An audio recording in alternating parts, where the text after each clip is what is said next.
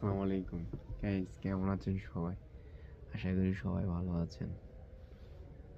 তো আমি আজকে 2-3 সপ্তাহ ধরে 2 সপ্তাহ প্লাস 14 দিন 14-15 দিন ধরে আমি একটা ভাষার একটা ভাষা শিখতেছি, যে একটা দেশের ভাষা শিখতেছি। কারণ যে কোনো একটা দেশে তো যাইতে হইব,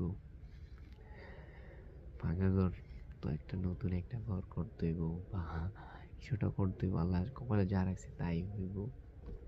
তো আমি এই এই ভাষাগুলা শিখতে আমার এই এই ভাষাগুলা শিখতে আমার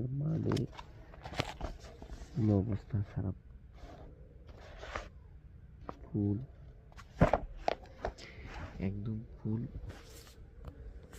অবস্থা আমার খারাপ বলতে গেলে। এখন আমি কি করবো, টেনশনে আছি, বুঝছেন? টোটালি 47টা ওয়ার্ড, টোটালি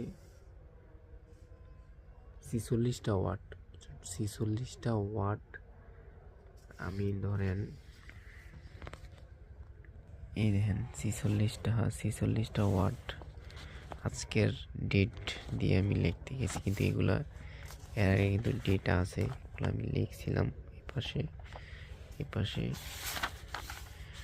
এগুলো আছে, এই পাশে আছে, আবার এটা তো আছে আমার এইগুলা।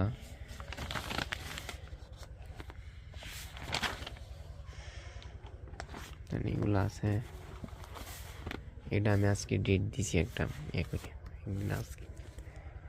গাইস, এগুলা শিখতে যে কত কষ্ট ভাই, মাথা ফুল হয়ে যায়। কি বলবো, যে একটু পড়ে গেছি মনে থাকে না। 2 ঘন্টা 3 ঘন্টা 4 ঘন্টা, মাঝে মধ্যে 5 ঘন্টা একখানো বৈশা ক্লাস করা লাগে, বুঝছেন? ধরেন 7টা বাজে বসলাম, 12টা বাজে ওঠার লাগে কোনো সময়, তারপরে কিন্তু মাথায় ঢুকে না। কি একটা অবস্থা। তারপর দোয়া করেন যেন অতি শীঘ্রই এগুলো যেন শিখে লাইতে পারি। আর কি বলবো, একদম ধরেন ওয়ার্ড শেখাটা অনেক কঠিন। এই জাপানি ভাষা শেখা অনেক কঠিন ব্যাপ। এটা সহজ না, বিষয়টা এতটা সহজ না। তো আমি চেষ্টা করতেছি, দেখি চেষ্টা করলে সফলতার একটু পাওয়া যায়। আমি দেখি, চেষ্টা করে দিই, যদি পাই তাহলে তো পাই।